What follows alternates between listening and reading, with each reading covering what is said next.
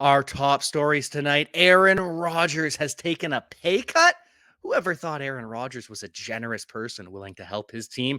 But the Jets have clearly changed him, and we're here to break that down, talk about all the running back moves across the NFL with a very special guest. We've got Anand Nanduri from the Decision Point here today on Player Profiler today.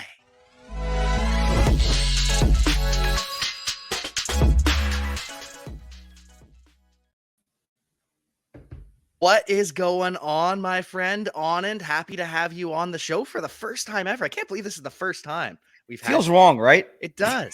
It really How you doing, Jack? does. Fantastic. I'm great. I'm happy to talk about all this news. Happy to be chatting with you. Do you have anything going on in the background that you want to plug here before we get started, aside from the Decision Point, which is the best show in the football space, period? Appreciate you, man. Nothing crazy to plug here, staring out into downtown Chicago. Excited about training camp. Football is 1 week away. The Hall of Fame game is next Thursday, exactly 1 week from today. So we made it. It's back. We're no longer, arguing about RB4s on the timeline. Nobody gives a shit anymore. We're into the actual meat and potatoes of it, or at least, the appetizer, so to speak. But excited football's back, man. College football will be here before you know it. And we'll be back breaking down prospects and teams that way. So a lot to get into, but obviously the offseason continues to bring us content because the NFL media has decided there is no offseason. There really is no offseason. We go straight from the Super Bowl into the draft. We've got the Senior Bowl, all that fun stuff, the All-Star games. And then it's just the build up to the draft for weeks on end. And then there's the draft, which we had a fantastic time at. We'll be back next year. Woo! Shout out to Detroit, man. Shout out Detroit. That is going to be such a good draft. And then after the draft, we've got all these training camps, rookie mini camps, training camps kick off. All these contracts being signed, like Aaron Rodgers. Aaron Rodgers took a pay cut. Could you believe it? Aaron Rodgers did take a pay cut. And if I'm a Jets fan, I'm over the moon about it. Because it's not just that he took a pay cut. It's the manner in which he took it. I think this basically virtually guarantees that he'll be there in 2024. So as opposed to the 1 year rental that it felt like Favre was for them, this seems to be hey, we may build in year one and then crescendo into year two, ideally. But they're going to figure out what does and doesn't work this year. And yeah, of course, it feels like Rodgers is a bit of a mercenary here. But if you're the Jets, you got to understand there's one 4,000-yard season in Jets history. Jack, do you know who it is? Is it Pennington? It's Joe Namath. Oh, it is Joe Namath. I forgot. It's Joe Namath. And when you're replacing that, we're not sure that Aaron Rodgers is still Aaron Rodgers, but he's still, even in his diminished form, significantly better than anything they've ever had. I think when you look at this team, you've got to consider two things. One, how tough that division is, and the fact that he's willing to concede some of this money to give them the leverage to actually go chase down some of the pieces that they will need, not just to win the division, but to win the AFC in general. The second thing you've got to be really excited about if you're a Jets fan is he's shown no willingness to do this before. So this is a change of behavior. He's clearly really excited to be there. All the training camp stuff that's coming out. Obviously, I know he wasn't thrilled about Hard Knocks, but most veteran quarterbacks that go on Hard Knocks aren't really that thrilled to be on it. And I don't blame them because you've spent so much of your life allowing people limited access to who you are, what you do, how you go about things. And now you've got this network TV show following you around 24/7, basically. It's a little different, but I think I'm really excited for the Jets. It is very much a win now move, which is strange given the AFC forecast at the moment. But at some point, you've got to give the fans something to root for. You've got to spend the money somewhere. And Woody Johnson seems the opposite of risk averse, I guess. But that's a really fun team. And I mean, you've seen I'm sure you watched the cut-ups of Sauce and Garrett Wilson going at it one-on-one. You look you know, 1 to 53 on that roster. That's a really, really, really good football team that may not quite get there just because of the depth of talent in the conference and in the division they play in. Should at the very least be a playoff team. If they don't get a playoff win, Jets fans are going to be pissed, and there's a good chance they don't. I mean, like, you can write off New England. Matt has basically written off New England. That is still a Hall of Fame coach that we consider probably the best ever. That is still a quarterback that had one of the more impressive rookie seasons we've seen in a minute. That is still one of the best offensive, defensive line coached units in the league. They're going to win some games that they shouldn't just because of those factors. And then you add to that Buffalo, which has been basically one of the 3 best teams in the AFC for half a decade now, it feels like. And then the team that nobody's talking about, and they should be talking about, and it's the Miami Dolphins, because that roster is – the Dolphins are now what we thought the Chargers could be for a few years if they stayed healthy. But that team is crazy stacked everywhere. So, I mean, they're also, you know, just buying into a high market in other terms. But Rodgers is significantly better than any quarterback that's ever put on a Jets uniform. So at the very least, the fans will be happy. They finally made that move, and they finally got someone willing to wear, you know, green and white out there. So, you know, I'm really happy for him. He seems thrilled, you know, ayahuasca journey aside, but And it seems as though he might not be the only one willing to wear that Jets jersey. So the Podfather last night had a theory that they could be shedding cap, getting Aaron Rodgers to take a pay cut for Devontae Adams. I don't think that's going to happen anytime soon. The Raiders want to win, even though they won't. So they're going to wait until midseason if they move him at all. But it really seems like that they made this move to free up cap space to sign Dalvin Cook. He's visiting, and I won't be surprised if we get a notification during this show that, yep, Dalvin Cook signed. Yep. I don't think he leaves New York without a deal. And it's a 2-for-1 thing. Part of it is they drafted Izzy Abanikanda. Breece Hall's coming off of injury.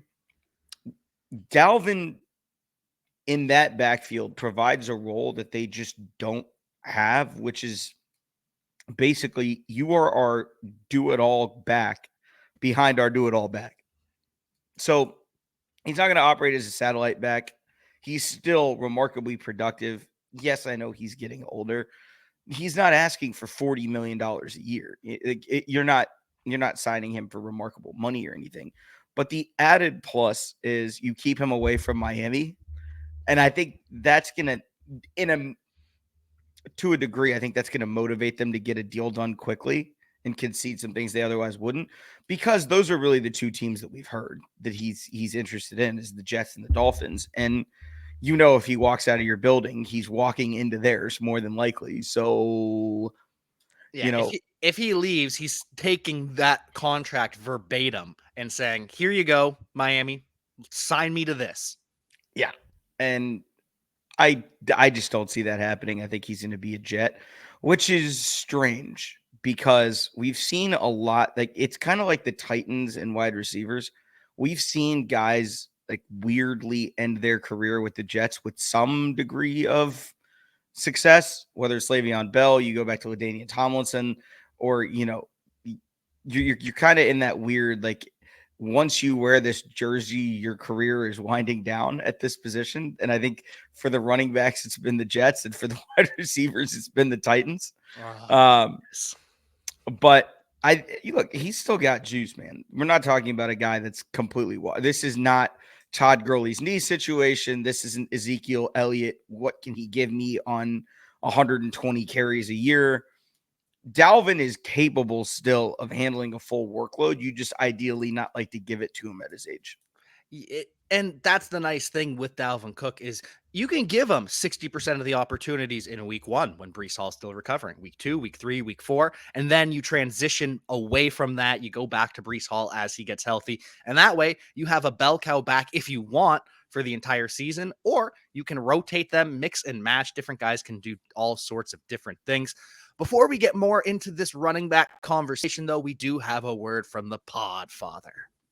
Hey, we're all starting new fantasy leagues all the time. And more often than not, where do we start our fantasy leagues at Player Profiler? On Sleeper. Because it's the best. You can imagine my excitement when I saw Sleeper rolled out. Sleeper picks, baby. Now, you know I love Kenny Pickett, right? Week 1, who does he face? San Francisco. That's a bummer. So I'm going to be going less than on Kenny Pickett's projected yardage.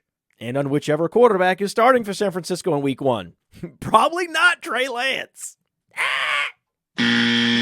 But then, who do the Steelers face in week 2? The Browns, right? We think the Browns are going to crank things up. So there, you can say, hey, Kenny Pickett, more than his projected passing yards. And you keep on correlating. Elijah Moore, more than. George Pickens, more than. And if you pick up to 8, that's how you 100x your payout on Sleeper. It's called the Hail Mary. So if you use promo code Underworld, you get a $100 instant deposit match. Check out Sleeper's terms and conditions for details. These Sleeper picks are live in over 25 states. Yeah, buddy. All kinds of fun there. All kinds of fun there with Sleeper. Absolutely love Sleeper. One player I'm a little bit nervous about drafting on Sleeper or anywhere right now is Jonathan Taylor. Jonathan Taylor is at odds with the Indianapolis Colts. He's on the PUP. We know that he's probably not actually as hurt as he's letting on. He did have ankle surgery, but we expect him to be good, except for the fact that he's not practicing. Jim Irsay is now calling him out publicly. I don't know if this was a drunk tweet or what, but Jim Irsay talking about how Jonathan Taylor's operating in bad faith. So is his agent. Agent responds, says it's bad faith to not pay your best player on offense. This is getting ugly. And with Jim Irsay, I don't think it's going to get pretty anytime soon. No, it won't. It's Jim, and that's just the way that he operates. They will eventually take care of Jonathan Taylor. I'm not worried about that side of it. You don't think he'll walk in free agency? I don't think so. Anytime you expend the kind of, anytime a running back is that big a part of what you do and who you are, it's going to be tough to let him walk. We saw this with the Giants and Saquon. It's very similar situation here. The only difference is you now have a rookie quarterback, and that's going to give Jonathan a lot of leverage that otherwise you wouldn't have. Their leverage is similar in the sense that their quarterbacks desperately need them. But obviously it's very different in the fact that the Giants have invested $40 million a year in Daniel Jones, and the Colts have expended a first-round pick and are paying Anthony Richardson virtually nothing. They're both needed. I think he will ultimately sign there. It's just this is the back and forth. Some people feel the need to take everything public. Irsay is one of those guys. So it's suboptimal. If you're him, it's suboptimal. If you're a franchise, it's suboptimal. If you are the head coach of the Indianapolis Colts, it's not great. Not the best way to go about it. But Jim's going to do things Jim's way, much the same way that Jerry Jones is going to do things Jerry's way. And, when you're the billionaire that writes the checks and makes those decisions, you get to do whatever the fuck you want. And we know that behind closed doors, these conversations are happening. I imagine almost every negotiation, someone calls someone a bad faith operator. But to take it publicly, to publicly say you are operating in a way that is unacceptable in this day and age, that really stood out to me, and it's not going to help at all. I mean, and I think when the time comes to actually re-sign him, that's definitely going to be brought to the table. I think it means something that we haven't really heard much from Jonathan Taylor himself. Yeah. But again, it's not a one size fits all in terms of running back contracts. It's not a one size fits all in terms of, how to manage all those personalities. So No, it's really not, because you're already seeing report comes out that the Raiders offered Josh Jacobs $12 million per year. I imagine it was a 2-year deal. Maybe it was 3, but we hear Jacobs had no interest in that. Whereas Saquon, he would have jumped at $12 million per year from the Giants. They refused to meet him there. They were fine paying him 11, but that extra million really messed things up for the Giants and Saquon Barkley. So now Saquon's going to be back. That storyline we don't have to worry about. But do you see Josh Jacobs returning for training camp, returning for week 1, or is he actually going to hold out? I don't think he actually ends up holding out. Mm-hmm. But when he reports, it's going to be a big thing. Look, players aren't dumb. They're as aware as we are. Now, every so often there will be a team that comes around and was predicted to do terribly and does relatively well. It happens every single year. There is some team that we've written off as absolutely garbage, and they shock everyone. Last year it was Seattle. Yep. This year it could be Vegas. I mean, I don't think so, but players are also realists. I think Josh Jacobs is very understanding of where the Raiders are and who else is in his division and what else is going on there.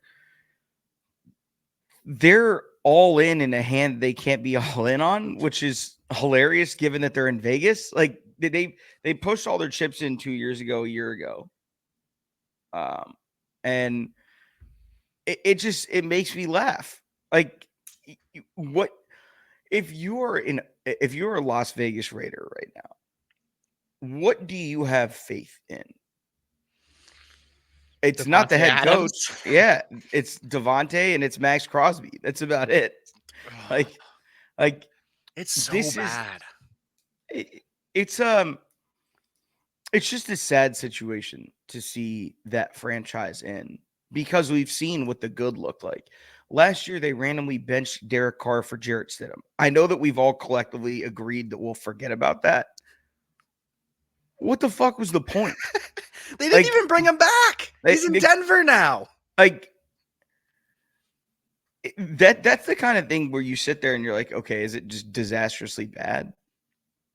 Like, what do you do if you're Josh Jacobs right now? Why would you tie yourself to this franchise that clearly is not valuing your services as you see them, as you see they should be valued? But also the really sad part here is they ran the shit out of him. Like, it is a very LeVeon Bell in Pittsburgh-esque situation where they're concerned because they've given you so many touches year after year after year after year after year. I don't know where his leverage is. That's really the issue. If you're looking at a Jonathan Taylor, he is leveraged in the sense of you don't want your rookie quarterback going out there with a running back that's going to get him killed in blitz pickup. If you're Saquon Barkley, you know what the splits look like with Daniel Jones, with and without him. If you're Josh Jacobs, you're breaking in Jimmy Garoppolo, who's a veteran quarterback. You may not like him, but he's a perfectly capable NFL quarterback. You don't have to think he's great, but there's something there. And then Josh Jacobs is just stuck. They paid Adams, they paid Crosby, they brought in multiple wide receivers this offseason. They shipped Darren Waller out. And now it's basically just, hey, we have this really good running back that's left over from the last regime. We'll see what we do with them. I don't know what they're going to do. I do think he ultimately plays this year because Le'Veon was holding out in the hopes of a massive contract that eventually did come via the New York Jets. It's just not there now. No. Like that contract that you're chasing just doesn't exist anymore. And so I think he's probably going to go the route of Barkley, where he's going to say, hey, give me a little bit more than franchise tag money for 1 year. I'll add I won't take a no tag clause, so you can do it again next year. And that virtually will give them each, a 2-year, $23-25 million deal, depending on, certain little things here and there about how they, put that together. But I mean, as a running back, that's basically where you can get at this point. It's kind of sad, but that's just where we are. Yeah, it's really unfortunate. Christian McCaffrey at 16 million, and then everyone else is just a drop off. And it's just the way the salary cap works. I know there was the whole bad faith negotiation, but with the CBA, they didn't say, hey, we're going to screw running backs over here. It's just something that was always going to be inevitable when everyone's playing under the same salary cap and when every position takes up the same salary cap. Well, you're going to pay the guys that impact the passing game. You're going to pay the quarterbacks. You're going to pay the edge rushers, the receivers, the defensive backs. You're going to pay those guys. The running backs get left in the dirt. And one of those guys that got paid was Justin Herbert. Justin Herbert cashed in big. He gets 35 million more or 33 million more than Lamar Jackson does in guaranteed money. He gets an extra $500,000 a year on top of what Lamar Jackson gets. The former highest paid player in NFL history now belongs to Herbert, but not for very long, because we do know contracts can be coming up soon. That would be Joe Burrow. And if the number at the end that gets reported is $300+ million, I will not be surprised. Yeah. Will they get a year 6 in there? Will they get a year 7 in there? We will see. He will be the highest paid player in NFL history by a significant margin, I would assume. But that deal's coming. Yeah. I do assume it will get done this offseason. I don't think they're going to push it into the season because it's just it's going to hang over their heads a little bit. And they would Cincinnati is not a cash rich team by any means. So they have to structure things a little bit differently than, other. For example, the Rams and the Chargers are not worried at all about cash costs. Yeah. The Bengals to this point have been, but I think recent success is probably going to push them to the point where they no longer really have to worry about that and they can kind of do things their way. But yeah, but Herbert deserves every dollar. Alien quarterback. You don't find guys that look and move like that. And you also don't find guys that could throw a football like that. Jesus. Another guy where it just looks different. Worth every dollar. We all are aware that the quarterback, it's not a bubble, guys. It's not a market bubble. They're just going to keep occupying more and more and more and more and more of the money that's available because it is of paramount importance. If you don't have that guy, if you don't have a guy that's capable like a Herbert of going toe-to-toe with a Mahomes, with an Allen, with a Burrow, with, a Jalen Hurts, for example, winning is supremely difficult in that manner.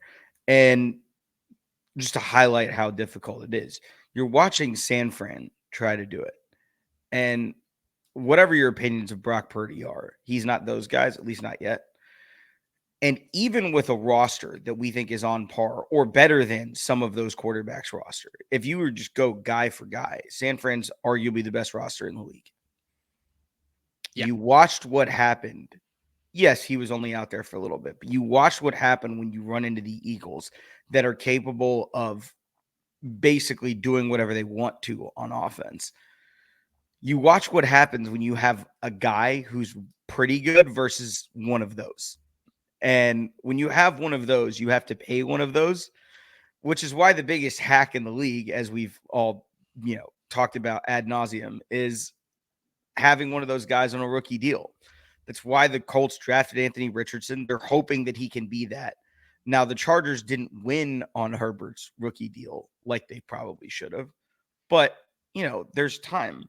And it's, as we all discuss all the time, these are all extensions. So it's not like he's making $1 bajillion this year as a cap hit. It's over, the next 4 or 5 years that he'll make that money. But I mean, when you're talking about that position particularly, I don't know that you can possibly overpay for one of those guys. Now, I'm not suggesting that there aren't guys in the league that play quarterback that aren't overpaid. There are. Oh, for sure. But there's really not a number that you could put on a contract that's too much for a Herbert, for a Burrow, for a Mahomes, for an Allen, for for any of those guys. Guys So that can win the game by themselves. yeah, I mean, one of the funniest, had 17 Jameson Gingers and fired something off tweets that I had last year was Burrow was absolutely killing people with Trenton Irwin and Trent Taylor when Jamar Chase and T. Higgins missed time at various points in the last season. Like acting like he is who he is because of the receivers is insane. Oh, yeah. Herbert's the same situation. I mean, you asked this man with busted ribs to carry, the two of us and Matt to the playoffs, and the man did it. And everybody's complaining about, oh, he gave up a 27-point lead. Yeah, last I checked, he doesn't play linebacker. I don't think that. He probably could. Last I checked, he doesn't play DB. Probably he got could. you a 27-point lead. That may have something to do with it. If you, the thing is, it's total accountability and total failure across the board. If you blow a 27-point lead, let's call it what it is. But to act like it's Justin Herbert's fault, he should have scored more. He scored 28 points. What did you want from him? Like, how many more drives? You cannot score 30 and lose. That, especially in the playoffs, you can't score 30 and lose. 1. 2, if you ever have a 4-score lead in a playoff game and you find a way to lose that, it's not on the quarterback. It's a coaching thing at the very minimum. It's a defensive thing. It's a bunch of things, but it's not Justin Herbert's fault. No, and Brett Coleman did a really great breakdown of all of that and how big an impact Michael Davis has on that defense and DB. Doesn't really get talked about, but does the thing that they need for that defense to function very, very, very well. And then when he got injured is when kind of the floodgates opened and Peterson started overloading the 3x1 sets and, just basically zonked them into oblivion. But again, that's, and Trevor Lawrence is basically just copy paste Justin Herbert. Yeah. He's going to be getting that contract real soon. I think next year is the first year he's eligible for it. He's going to get one right away. Yep. Tua is in the market to get his contract extended. They're definitely going to play out this year, and they very well could play out next year, the 5th-year option as well. But Tua does want a contract, obviously. He did get drafted with Burrow and Herbert, even if he hasn't played up to their level. But we're hoping for a big step forward from him, especially now that he's got a sleeve all the way up his right arm. He looks so badass. Look, man, right now, as of this second, oops, dropped my pen. Right now, as of this very second, you can go to DraftKings and you can go to Caesars and you can get Tua at MVP at 22-1 odds. If you think that outcome is less likely to happen, if we simulated the season 25 times, and you don't think that one of those simulations leads to Tua winning MVP, you're insane. It's not, because again, MVP, then Matt and I talk about this all the time. MVP and the way that we give it out is a narrative-based award.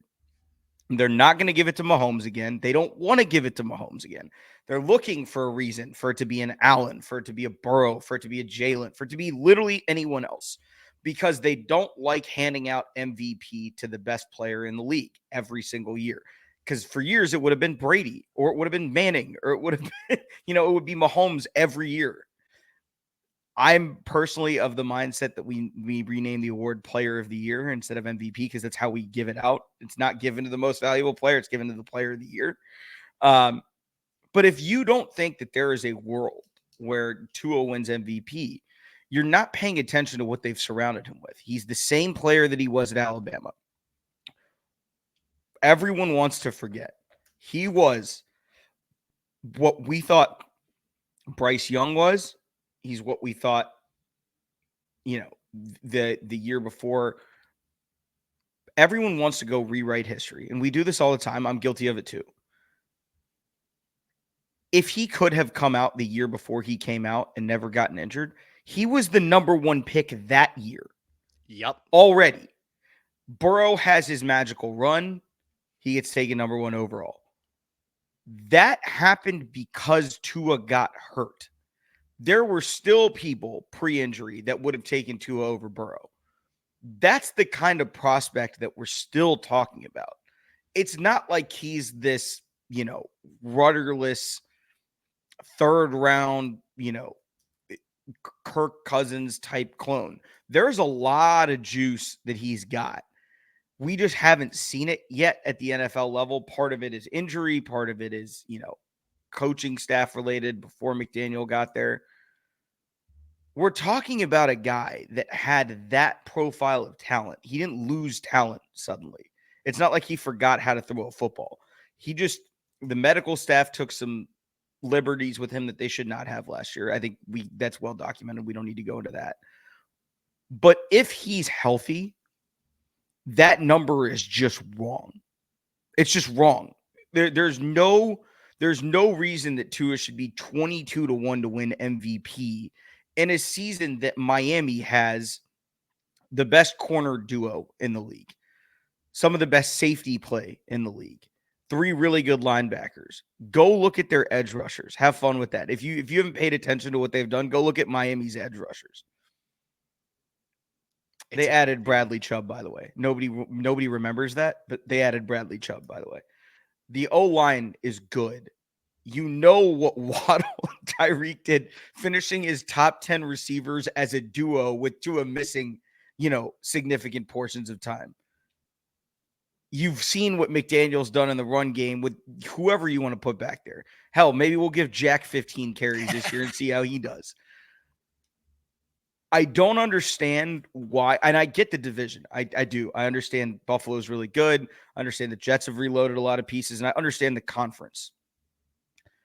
MVP does not require you winning a Super Bowl. MVP requires putting up video game numbers in the regular season. Who is better set up to put up video games in the regular season more than him? It's a good offense. It's a good offensive line. It's a great passing game with arguably the best 1-2 punch at wide receiver in the NFL. You heard it here, not first, because Anand said it at plenty of other places, but you heard it here on Player Profiler today. Tua is a steal at his MVP odds. Anand, thank you so much for coming on the show here today. We're going to get together tomorrow for the decision point as well. It is my honor to be hosting that show. But before we get you out of here, any final pluggables to plug? Any final thoughts? Nah, man. Obviously crossover week's been a great time for everyone here at Player Profiler. Consuming all the content has been a lot of fun. Obviously creating it is also a lot of fun for us, but go check out everything that's going on the site and on the podcast, because you're getting viewpoints and kind of people in places that you ordinarily wouldn't. And it's kind of fun to mix and match the way that we have been. But I will see you tomorrow for the decision point, my man. Thank you so much for having me. Let's go. Thank you so much for coming on, and we will see you all next time. Hey, I want to take a moment to thank you for tuning in. It's important to me that all of our media be free. This is only possible because of you allowing a true independent sports media enterprise to thrive unlike any other in the business. So please subscribe to the All In Package to continue to make all of this possible, to ensure that all of our stats, information, data, content is available to you, especially you, the people that get the site and get the show.